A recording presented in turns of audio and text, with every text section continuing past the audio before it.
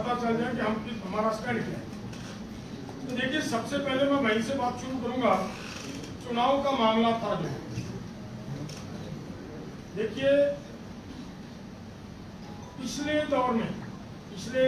दोनों ही टर्म जो गुजरे हैं हमारे साथ, वो ऐसा रहा है कि भारतीय जनता पार्टी को, बीजेपी को जिस तरह का बहुमत मिलता रहा और उन्होंने उस बहुमत का जो नाजायज फायदा उठाते हुए पूरे देश को जिस तरह एक तरह का अपनी ग्रिप में लेने का प्रयास किया, देश के साथ तरह तरह की बेइंसाफियां की, उनका परिणाम है कि इस बार जो हुआ, जो ये कह रहे थे कि अब की बार 400 पार की बातें कर रहे थे, लेकिन वो कहां पे बीजेपी सिमट के आ गई कि वो 240 पे आ गई। स्पष्ट बहुमत का भी नहीं मिल रहा। आप उन लोगों को जिनकी पिछले समय में जिनके साथ होशियारियां चलाकियां करते रही हमारे ये नेता साहिबान, अब उन्हीं को हाथ पकड़ पकड़ कर अपनी बगल में बैठाने का प्रयास किया जा रहा है कि भाई आप यहाँ बैठ जाओ, आप यहाँ बैठ जाओ, हमें एक बार फिर मौका अगर मिल जाए तो एक तो ये बात है कि पूरे देश को इस बात का देश ने एहसास करवा दिया भाजपा को कि भाई एक समय आता है, उस समय में लोगों को अपनी बात रखने का मौका मिलता है। आपने बहुत समय अपने मन की बात रख ली है, अब लोगों के मन की बात है वो सामने आई है। जो 400 की बात करते करते 303 पर भी नहीं रहे और वहां पर घटकर कहां पे आ गए, 240 पे। और इसमें अगर और भी ध्यान दोगे तो जो ये किसान आंदोलन हुआ, और किसान आंदोलन में फिर से आपका सबका धन्यवाद करता हूं, आप पूरी प्रेस ने जिस तरह से हमारे साथ हुई बेइंसाफी, हमारे ऊपर हुई धक्काशाही को पूरी दुनिया के अंदर वो हमारी बात को लेकर आप गए और उसके बाद माध्यम से पूरे देश को ये जागृति मिली कि देखिए इतनी बर्बरता से किसान शहीद कर दिया गया, 5 की आंखें चली गई, 433 जख्मी हो गए, 30-35 ट्रैक्टर तोड़ दिए। वहां जब ट्रैक्टर तोड़े जा रहे हैं किस तरीके से वो वहां पे मतलब थापियां मारी जा रहे हैं, किस तरीके से बोला जा रहा है, वो पूरे देश को आप सबने दिखाया। इसके लिए मैं फिर से आपका धन्यवाद करना चाह रहा हूँ। वो पूरी की पूरी सिनेरियो जो हुआ, उस समय की घटनाक्रम हुआ, उसको ध्यान में पूरे देश ने रखा और इनको सजा देने का काम किया। पिछले समय में इन्होंने ये भी प्रयास किया, पोलराइजेशन का भी प्रयास किया। पंजाब के अंदर भी आपने देखा है जिम्मेदार वर्सेस SC/ST करने का भी प्रयास किया, लेकिन लोगों ने ये समझ लिया था कि हमारा बड़ी लंबी लड़ाई लड़ने के बाद जो एक मजदूर का कानून बना था कि 8 घंटे काम करने के बाद उसको मजदूरी मिल जाएगी, आपने उसको भी तोड़कर जिस तरीके से वो कोड लेकर आए, 4 कोड लेबर कोड लेकर आए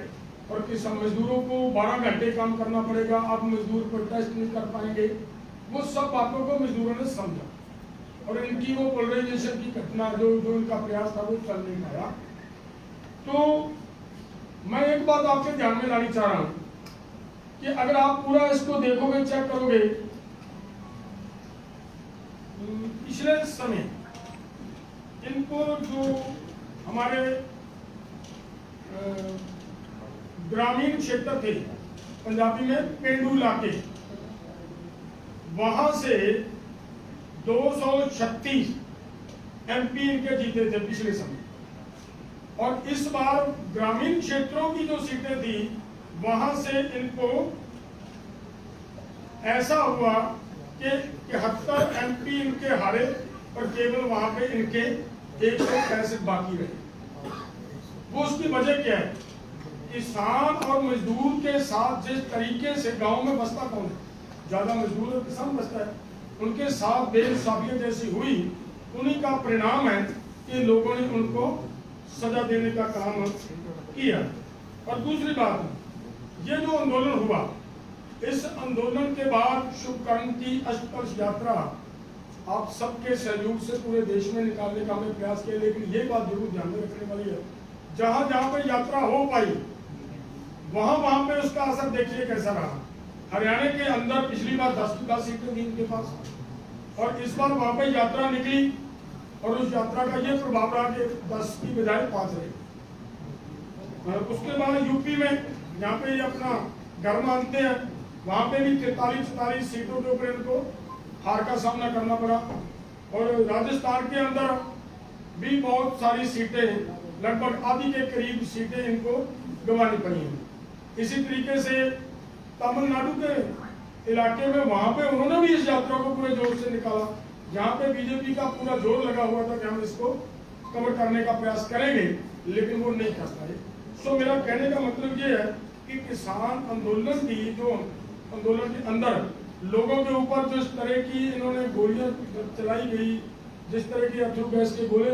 दागे गए, उसका प्रभाव पूरे देश के लोगों ने अब इस चुनाव में नाराजगी जाहिर की है। अगली बात मैं ये कहना चाह रहा हूं कि देखिए,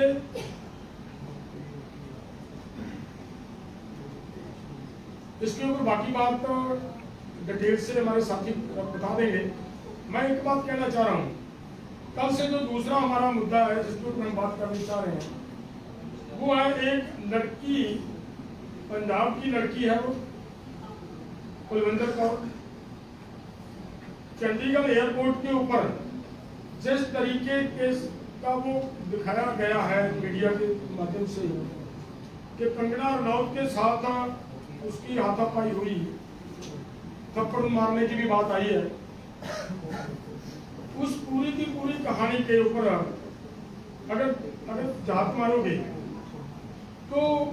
पिछले कल ही मेरे साथ भाजपा का एक नेता हरजीत दरिया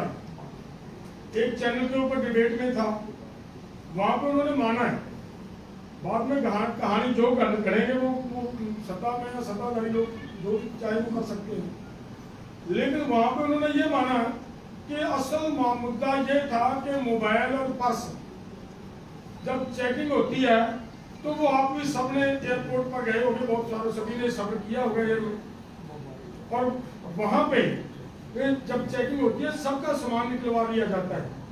तो वो अगर वहां पे उन मुलाजमों ने उनको रोका कि भाई ये अपना सामान यहाँ निकालो, अगर वो सामान निकालने की बजाय वो उनके साथ अपनी दादागिरी या कहें, या मैं इसके बढ़कर और भी ये बात कहूँ कि उन्होंने MP बनने के बाद अपना VIP कल्चर वाली बात जो करी, असल डिस्प्यूट झगड़े की वजह यहाँ पे होगी,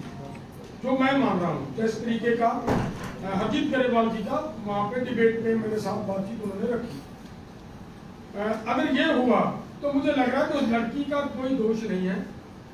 उसको खामखा फंसाने का प्रयास किया जा रहा है। उसने अपनी ड्यूटी निभाई है, ड्यूटी निभाते निभाते हो सकता है ये आपको और हमें हम सबको पता है कि कंगना रनौत का जो उनका पिछला ट्रैक है, जिस तरीके की वो बोलती है, जिस तरीके की उसकी वर्डिंग है, उस वहां पे उनकी कहासुनी हुई हो, उस कहासुनी की वजह वो थप्पड़ हो और उसको बाद में पेश ऐसा करने का प्रयास किया हो कि भाई ये तो ये कहा गया वो कहा गया। उन्होंने वहां पे पता नहीं कितना वहां पर कुछ हुआ था, ये सब इन्वेस्टिगेशन का विषय है, उसमें वो चर्चा अभी करनी मेरा ख्याल ठीक नहीं कि समय से पहले कर रहे होंगे हम। अभी यहाँ से प्रेस कॉन्फ्रेंस के बाद हमारी कोशिश है कि DGP साहब के साथ हम दोनों फोरम में जाकर मिलेंगे, उनको ये बात कहेंगे कि किसी तरह का भी उस लड़की के साथ अन्याय नहीं होना चाहिए। मैं ये कहना चाह रहा हूँ प्रेस के माध्यम से, देखिए अगर वो लड़की की बात को भी ध्यान में ले लें कि लड़की ये कह रही है कि इसने किसान आंदोलन के दौरान ये कहा कि जो लेडीज आ रही हैं 100-150 रुपया लेकर आ रही हैं, 200 रुपया लेकर आ रही हैं, अगर वो बात भी अगर मान ली जाए तो हमारी ही एक माता ने, हमारी ही एक बहन ने केस डाल रखा है, आज तक उसके ऊपर समनिंग तक नहीं हुई। अगर आज तक उसके ऊपर समनिंग तक नहीं हुई तो पूरे के पूरे सिस्टम की ये गलतियां अगर उसी समय उसके ऊपर समनिंग हो जाती, प्रशासन उसी समय सरकार उसके ऊपर संज्ञान ले लेती कि भाई ऐसा शब्द बोलना ठीक नहीं है, जो आप एक कम्युनिटी के लोगों के खिलाफ बोल रहे हो, तो मेरा ख्याल है आज ये घटना ना घटे। इसकी जिम्मेदार वो सिस्टम है, वो सरकार भी है, जिन्होंने उनको खुले छोड़ा कि आप जो चीज चाहे बोल सकते हो। और आगे बढ़कर मैं ये भी कहना चाह रहा हूँ कि कल से उन्होंने उसके लास्ट में एंड में उन्होंने क्या बोला कि पंजाब के अंदर आतंकवाद है, यहाँ पे वखवादी है, ये फैल रहा है। मैं ये पूछना चाह रहा हूँ कि पंजाब के आप मीडिया वाले सभी भाई बैठे हैं, कभी कभी दिखा पंजाब के अंदर कोई आतंकवाद जैसी बात? सभी पंजाब के अंदर हिंदू, मुस्लिम, सिख, ईसाई सब मिलकर एक साथ रह रहे हैं। और ऐसे पंजाब के अंदर आकर पोलराइजेशन करके लोगों को, देश को एक रखने का दावा करने वाली पार्टी उस देश के अंदर ये जहर उगलने का जो काम किया, मैं ये चाहूंगा कि उनके खिलाफ इस तरीके की बोली बोलने की वजह के कारण मुकदमा दर्ज करना चाहिए। हमारी हाई कोर्ट को, हमारी सुप्रीम कोर्ट को तुरंत संज्ञान लेना चाहिए कि ऐसी तो जब कोई एमपी बन जाता है, देखिए एक कलाकार है, कलाकार भी एक रोल मॉडल होता है, उससे भी लोग बहुत कुछ सीखते हैं। कलाकार की जुबान में भी ऐसा नफरती बयान नहीं होना चाहिए। और उससे आगे बढ़कर जब वो एक मेंबर पार्लियामेंट बन जाए,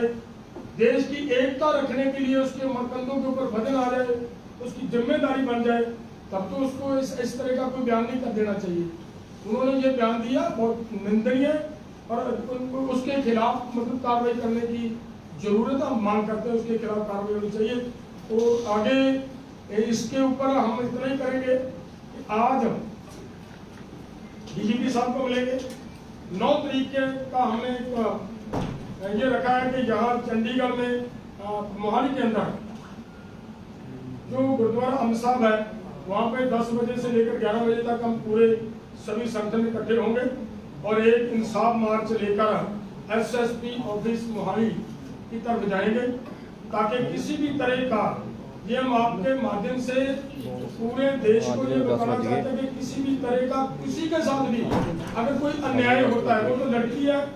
जिसने किसानों की बात की, अगर बात की है, नहीं भी की, तब भी बेइंसाफी किसी लड़की के साथ, किसी लड़के के साथ हम बर्दाश्त नहीं करेंगे। और वो उसको इंसाफ दिलाने के लिए हम एसएसपी को 9 तारीख को वो हमें अपना मांग पत्र सौंपने का काम करेंगे। बाकी आगे की बात हमारे भाई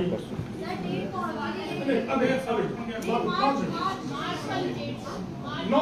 तारीख बोल दी है मैंने, आगे की बात सभी बोल रहे, क्वेश्चन का आगे क्वेश्चन का जवाब। हाँ जी, जड़ियां एरकी लोक सभा दी इलेक्शनां हुईयां ने और असीं पहले दिनों ये गल करते रहे हैं भी जिहड़ी भी सत्ता च कोई भी पार्टी होगी, पार्टी ना कोई रौला नहीं, सत्ता ना रौला हैगा। तां आह अंदोलन साडा दिल्ली सरकार ना है, जिहड़ी भी उत्ते सत्ता च पार्टी आ मोदी सरकार सी, ते अपणियां जिहड़ियां 11 मंगां आपां लैके गए सी, उन्हां मंगां नूं मनाउण दा सवाल सीगा। बहुत उभरवीआं मंगां जिवें एमएसपी, लीगल गारंटी कानून, किसानां मजदूरां दा कर्जा, मजदूरां वास्ते 200 दिन रोजगार, 700 रुपया दिहाड़ी, WTO तो भारत बाहर आ, व्यक्तिगत बहुत सारियां मंगां सीगियां। सरकार ने मंगां ते तां की गौर करना सीगा, जबर ते आई साडे खिलाफ ते लगभग 13 फरवरी तो मोर्चा वा। ਅਸੀਂ ਤੁਹਾਡੇ ਸਾਹਮਣੇ ਉਦੋਂ ਦਾਅਵੇ ਕਰਦੇ ਸੀ ਵੀ ਜਿਹੜੀ ਸਰਕਾਰ ਕਿਸਾਨਾਂ ਨੂੰ ਗੋਲੀਆਂ ਮਾਰ ਕੇ ਸ਼ਹੀਦ ਕਰੂਗੀ, ਜਿਹੜੀ ਸਰਕਾਰ SLR ਦੀਆਂ ਗੋਲੀਆਂ ਚਲਾਊਗੀ, 12 ਬੋਰ ਦੀਆਂ ਗੋਲੀਆਂ ਚਲਾਊਗੀ,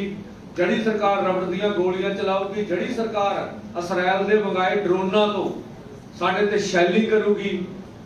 ਉਹਨੂੰ ਸਾਨੂੰ ਨਹੀਂ ਲੱਗਦਾ ਵੀ ਦੇਸ਼ ਦਾ ਕਿਸਾਨ ਮਜ਼ਦੂਰ ਦੋਹਰੇ ਸੱਤਾ ਤੇ ਲਿਆਉਣ ਦੀ ਗੱਲ ਕਰੂਗਾ। ਭਾਵੇਂ ਵੋਟਾਂ ਦਾ ਸਾਡਾ ਕੋਈ ਸਬੰਧ ਨਹੀਂ ਸੀ, कोई भी जबर नहीं जमता है। सरकार को किसान मजदूर